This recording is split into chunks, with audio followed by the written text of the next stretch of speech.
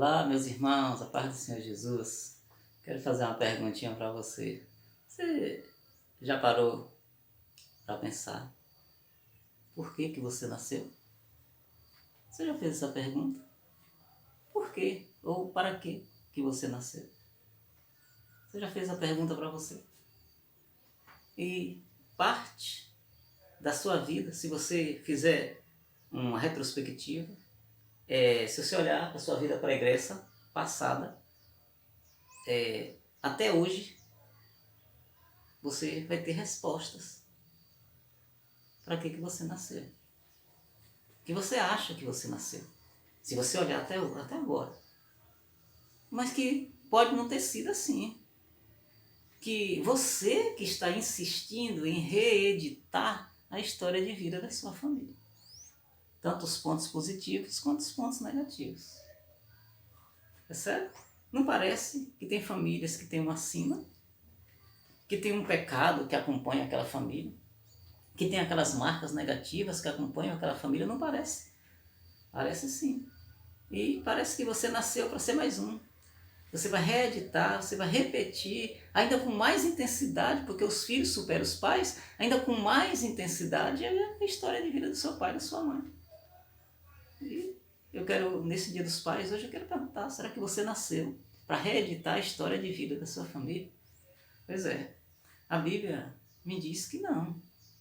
A Bíblia me diz que se você quiser, né, se você tomar posicionamento, postura, atitude, com o poder de Deus, Deus não trouxe você a esse mundo para você ser uma história de fracasso. Deus não trouxe você a esse mundo para você repetir esses fracassos presentes na sua família. Deus escreveu você, Deus fez com que você nascesse para você reescrever-se a história da sua família. Veja, então eu poderia dizer para você, nascidos para reescrever a história da família, da minha família. E o texto em questão que me faz eu trazer esta reflexão de hoje está aqui no segundo livro dos reis. E conta a história do rei Josias. No capítulo 22, conta a história do rei Josias. Se você der uma olhadinha, voltar à história dos reis de Israel, vê uma linha pregressa, uma linha perversa também, né? Além de pregressa, passada, perversa. Uma linha de parecia que era uma maldição que acompanhava, né? Tataravô, bisavô, avô, pai e filho. Sabe, você olhar para trás, parece uma maldição de família que ninguém parava com a vida no altar. Eles começavam bem e quando Deus ia abençoando, eles se perdiam na caminhada, esqueciam Deus e esqueciam sua palavra. Você pode pegar aí Uzias, Jotão, Acais, Ezequias, Manassés, Amon e Josias. 7 gerações. Uzias, Jotão, Acais, Ezequias, Amon e Josias. 7 gerações. Eu falei, como diz Jorge Viana, 7 gerações de uma linha que não se sustentava, de pais que começavam bem e acabavam mal, né?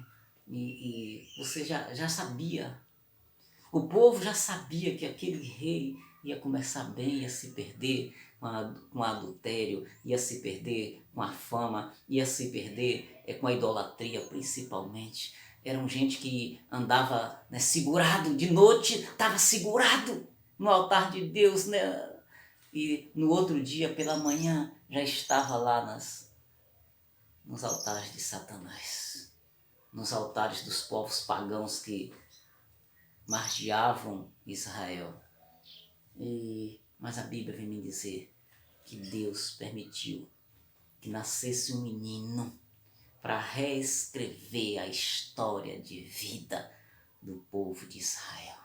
Esse menino entrou para a história como um menino, uma criança, que reescreveu a história não só da família, mas a história do povo de Deus.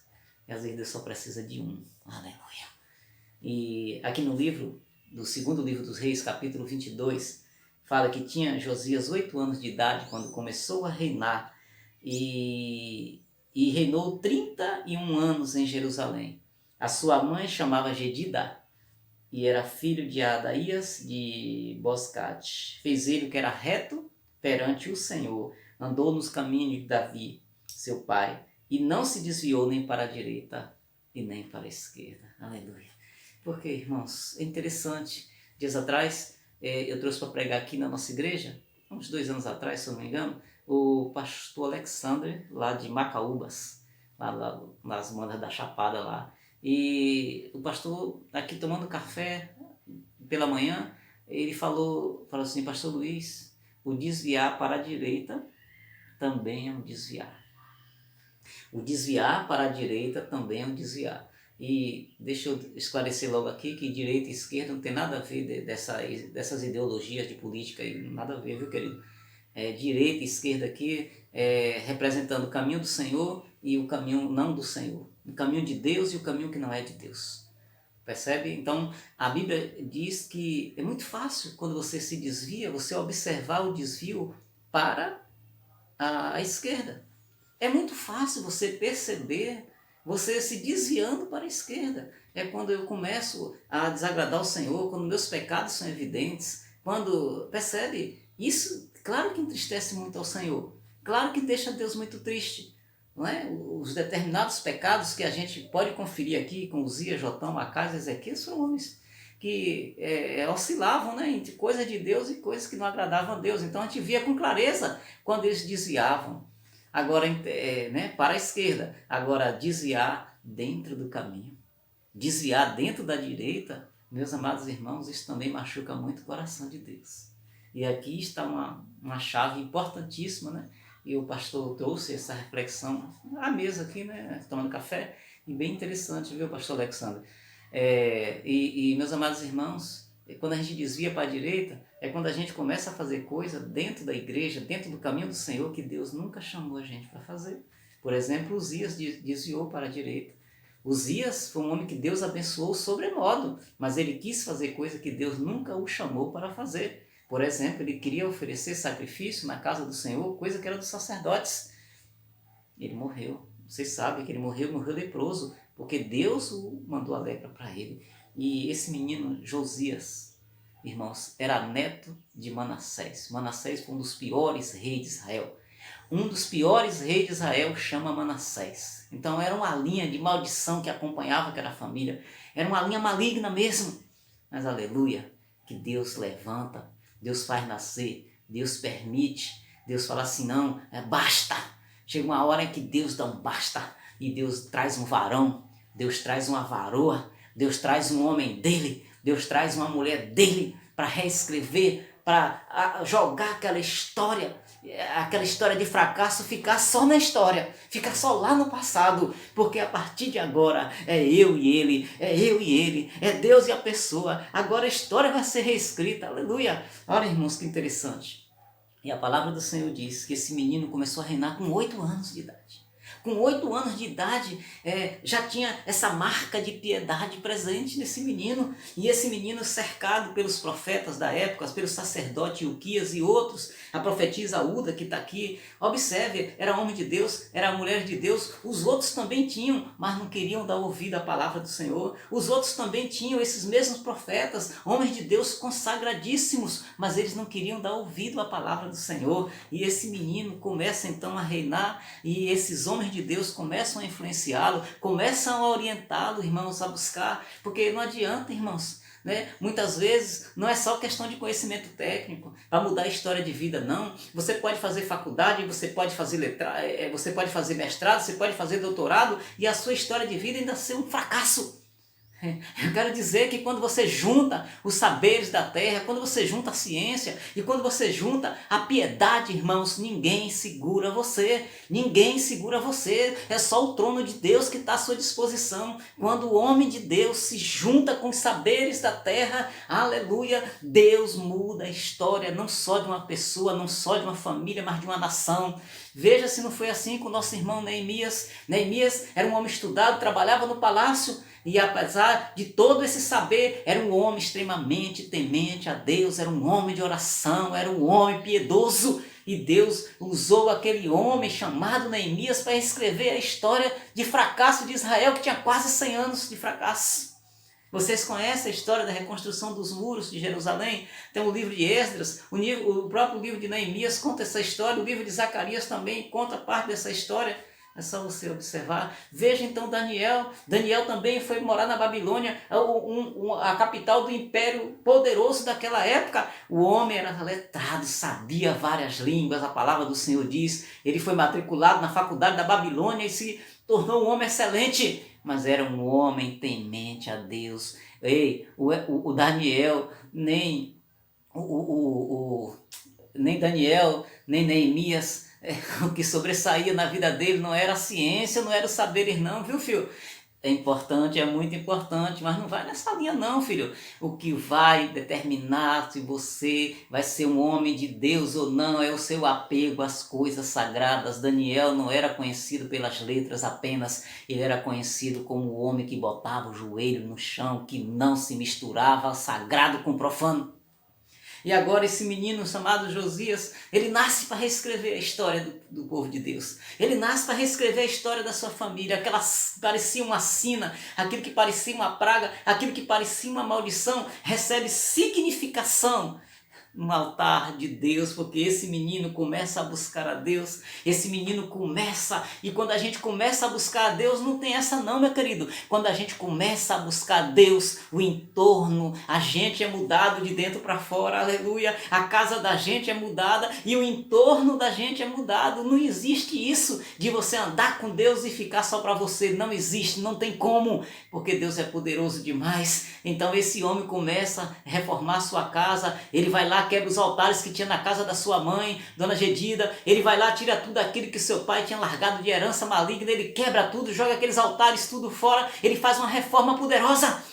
E partindo dali, agora ele vai para a igreja. Quando ele chega na igreja com os sacerdotes, a Bíblia diz que o Ilquias, a profetisa e os profetas, quando chegam na casa de Deus, eles veem o altar de Deus destruído. Irmãos, não existe reforma, não existe mudança de Deus que não passe por um altar restaurado.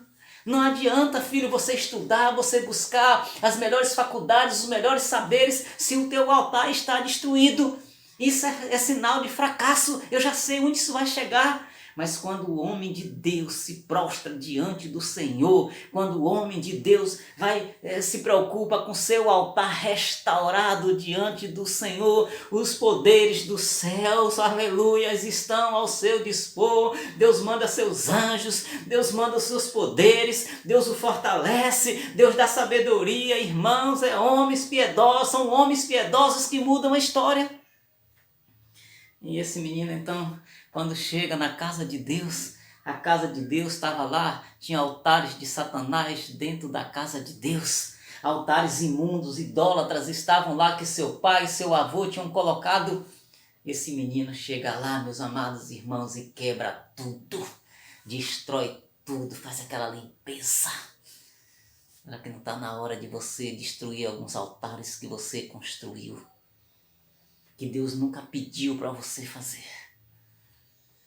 Influenciado por outros. Os reis foram influenciados por mulheres, por profetas, por médiuns. E dentro da casa de Deus tinha coisa que Deus nunca pediu para fazer.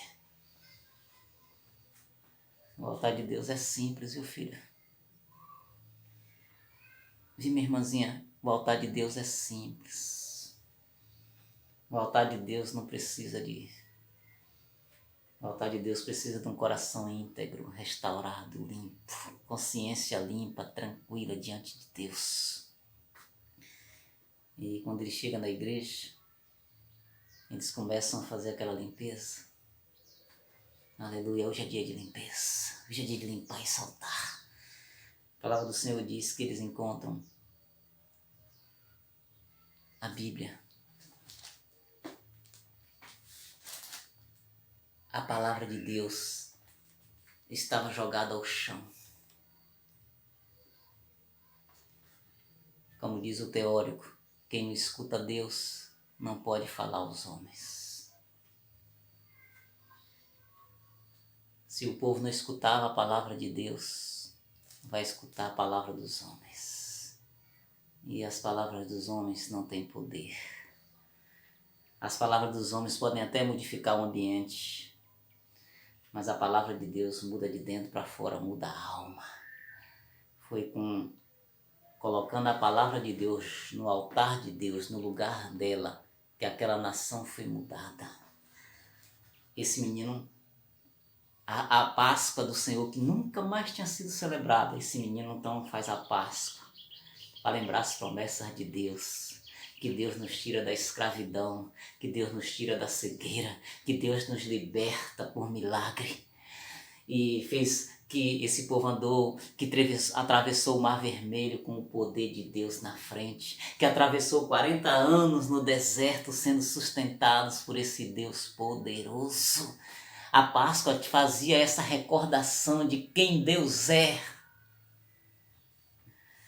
É interessante, querido, que é uma das marcas que a gente sabe quando a pessoa está andando com Deus ou não. Dias atrás eu vi aí alguém sendo curado dessa doença, né? Porque vai pro YouTube aí, não pode ficar falando algumas coisas, né? Alguém foi curado por essa doença aí, que está aí agora, né? Essa pandemia. E é interessante que, né? Eu venci o Covid, o cartazinho lá, né? Da mídia, né? Eu venci o Covid. É interessante que eu vi uma pessoa falou assim, Deus venceu o Covid por mim. É interessante. Faz toda a diferença, não faz não? Jesus falou que a boca fala que o coração está cheio, querido. Se a nossa vida está cheia de Deus, Deus ocupa o primeiro lugar aqui, ó. Quando Deus está no primeiro lugar na nossa vida, a primeira do singular não parte. Eu fiz. Não, o Senhor fez. O Deus Todo-Poderoso que fez, aleluia. Quando a palavra de Deus toma conta da nossa vida, quando a gente está impregnado da piedade, das coisas de Deus, do altar de Deus, irmãos, o nome de Deus sobressai, é ressaltado, é glorificado, é honrado na nossa vida. Esse menino nasceu para reescrever a história de Israel. E a Bíblia diz aqui, ó, capítulo 21, olha que interessante, do segundo livro dos reis, diz que Manassés foi o pior rei de Israel. O pior. Está aqui, ó. Fez o pior do que entre todas as nações. E eu não acredito que você nasceu para você ser o pior da sua casa. Eu não acredito que você nasceu para ser o pior filho. Eu não acredito que Deus levantou você para ser o pior pastor, para ser o pior professor, para ser o pior profissional. Não. A Bíblia me dizia aqui que se você se apegar às coisas sagradas, se você se apegar à palavra dele, botar a palavra dele no altar dele, e se você restaurar o altar de Deus, se você ser um homem piedoso com coração íntegro, você não vai mudar não só a sua história, mas a história da sua família, a história do seu povo, a história da sua cidade, a história da sua nação. Como é que está o seu altar? Como é que está a palavra de Deus na sua vida? Será que você nunca mais leu a palavra? Será que ela está perdida, caída também ao chão? O Senhor chama você para repensar que você nasceu para reescrever a história dele por meio da sua vida, da sua família. Que ele te abençoe, que ele te guarde, em nome do Pai, do Filho, do Santo Espírito de Deus, em nome do Senhor Jesus de Nazaré. Amém.